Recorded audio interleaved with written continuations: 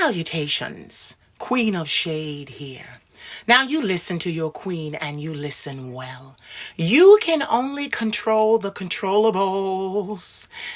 Stop wasting your time trying to fix things that you cannot fix on your own. Some things were there before you got there. Some things were already in rotation, formation, and momentum motivation before you got there.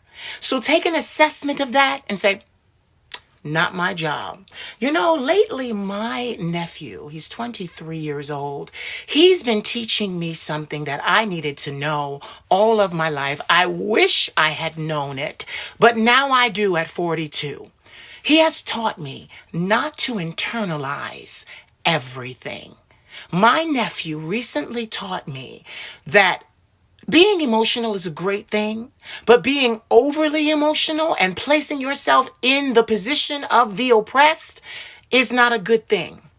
Because what he also pointed out to me is so many people in that position do nothing to get out of it.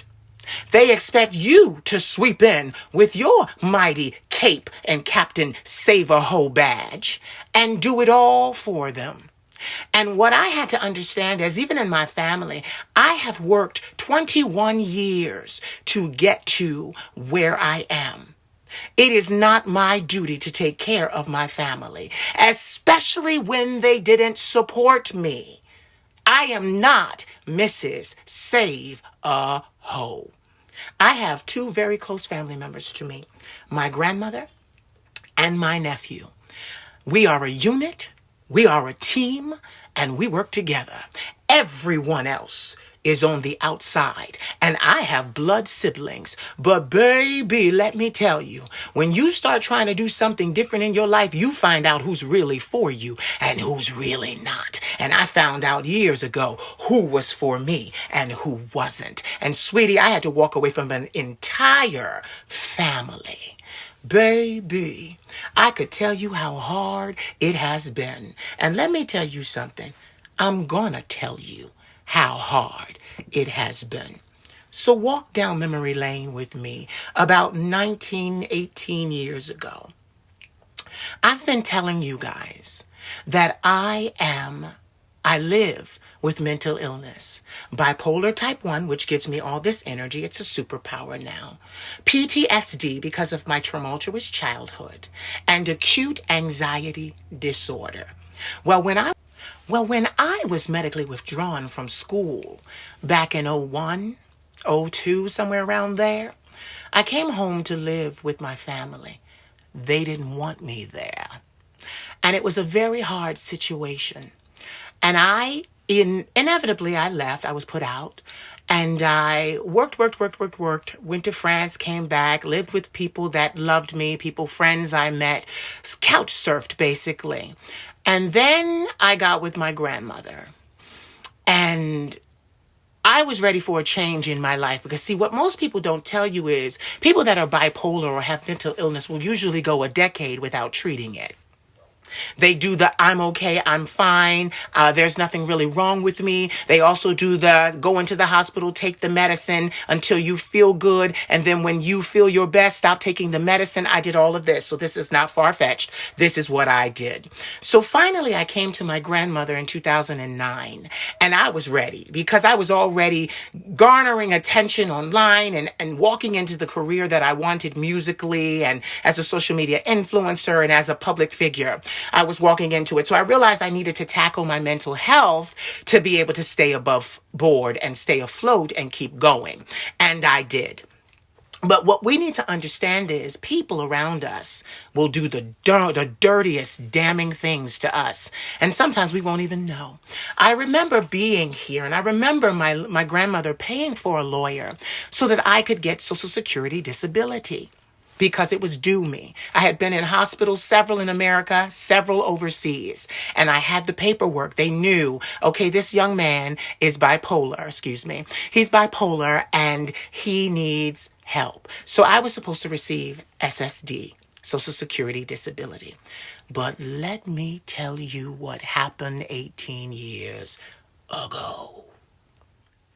18 years ago, when I was in the middle of a manic episode, I had an aunt. She's always taking things upon herself. She never asks permission, and she always makes very poor decisions. But I was looking to her for help because she was the aunt that rescued me from the ghetto and my mother and put me in the suburbs initially before my grandmother came along. So I thought I could trust her. Well, friends, let me tell you something. This woman drugged me and tried to drop me off at a hospital in the ghetto. I came to. The drugs weren't strong enough. And I said, I'm not going to this hospital. I want to go to the hospital in my area because I lived in Center City, out of the ghetto. I worked very hard to be able to do that. She didn't want to take me there. Now, mind you, when she brought me to this ghetto-ass hospital, I had no shoes, no coat, and none of my belongings. I think I may have had my wallet on me because it was in my pants. I don't even remember that. She left me there in the middle of that hospital with no family support. She left me there. Now, you have to understand something. To the train station was about 2.5, 3 miles. I'm not making this up. I walked through the ghetto, over the snow, the glass, and whatever else filthy things were on the ground. Those 3 miles in the winter, I walked barefoot to the train station. When I got to the train station, I realized I had no money, but I had my ID. The conductor looked at me and said, "Sir, I need to tell you something. Whenever you're in trouble like this again, just show your ID and we will let you onto the train." My aunt did that to me 18 years ago. And the worst part of it hasn't even come yet. The worst part of the situation is that my family members knew that she had drugged me. They knew. She told my biological mother, and my family can't keep secrets. It spread like wildfire through the family. Guess who they didn't tell? Your queen. So I eventually got down to my affluent area and went into the hospital. I took a piss test because I didn't think anything was wrong. Nothing of it. Went into the hospital, got better, came to live with my grandmother, and the rest is history. But get this. My grandmother paid for a lawyer to make sure that I would get my Social Security disability. She made sure. The lawyer was certain that I would get it because of the paper trail and hospitalizations that I had had. Do you know? I didn't find out that my aunt had drugged me until a year later. And I need you to understand something. How I found out? Pretty humiliating. The judge stood up in his chambers and cursed me out and told me that he was not giving Social Security disability to a drug addict. I knew nothing about what he was talking about. My lawyer said, "Oh, Your Honor, that was his aunt. She did that. He did not ingest barbiturates himself." I looked at her because that was news to me. But let me tell you something. My entire family knew, and no one bothered to tell me. Their actions and their accomplice position caused me to lose my Social Security disability. I never received it. And when I came to stay with my grandmother, I came with nothing. And my grandmother had to assume the financial responsibility for everything in my life, which should not have been. And do you know what the worst part of it is? My family members walked around like I was robbing my grandmother blind of her resources. They acted like I was stealing from my grandmother, and they couldn't understand why she was helping me. They couldn't understand why she was so adamant about helping me. And for years, while I tried to build the Queen of Shade business, they taunted me, they teased me, and I inevitably had to cut them all out of my life because they told me I didn't have a real job. But all of them knew why I lost my Social Security disability. All of them knew why I didn't have my own income when I came to stay with my grandmother. Now understand, Social Security disability, it's not a lot of money. Not a lot of money. No, let's say $700 check a month is not a lot of money when it comes to trying to survive in this world on your own. You're going to still need family members to help you through this. Mental illness is a bitch. But let's look at this. $700 times 12. $8,400 a year. Now it's been 18 years. $8,400 times 18 years comes out to $151,200. That was taken from me by my aunt. And my family knew and said and did nothing. Listen, you don't know what I've been through to stand in front of you like this and be who I am. I motivate so many millions of people each and every day. And you know what's so crazy?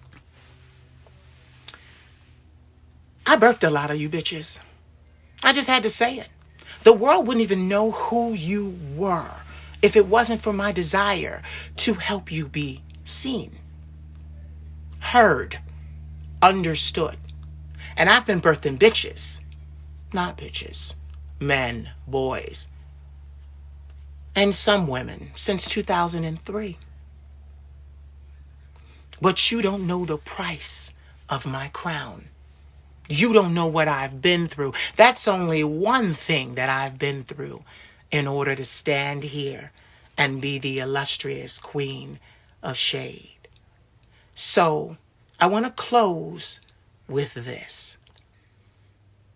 Each and every day you wake, you grab your phone, I know I do, and you start scrolling through the creations of other people.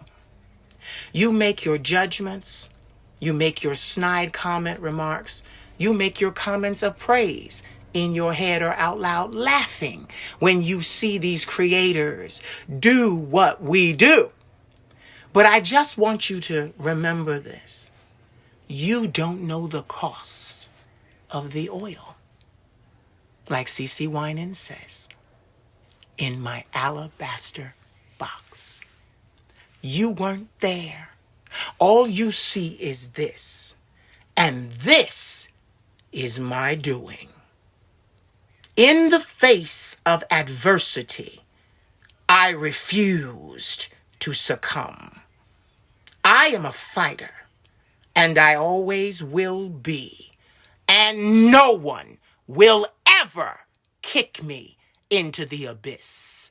You think my haters would have messed with me if they knew how powerful I was at the time? No, they wouldn't have. But guess what? They don't know the cost of the oil in my alabaster box. They don't know the price of the crown on my head. And you think I'm going to let somebody come along and because they're jealous and insecure about their own standings and positions in life, kick me into the abyss? Come closer. A little closer. Over my fucking dead body. Got that? So glad that you got it. Because, sweetheart, I belong to God. I've been through so much, and it's still going on. But one thing that's constant is His hand on my life and the fact that I am fucking special. Got that? Whether you don't like it or not, all my haters need to realize I am the queen of shade. That is a fact and not a motherfucking opinion. And I am special, no matter if you want me to be or not. So nice talking to you today. I hope you enjoyed our chat. There'll be more. Salutations. My name is the Queen of Shade. I am an international recording artist, now streaming in 56 countries. I am a mentor and motivational speaker. And yes, I am a social media influencer. Interested in having conversations that will help you become the very best you ever thought possible? Interested in having conversations that help you reach your dreams, goals, and aspirations? Well, my dear, you have come to the right place. I can help you for a price. But darling, it's worth it. If you are interested in anything that I have said, look me up. Once again, I am the Queen of Shade, and I can help you, bitch.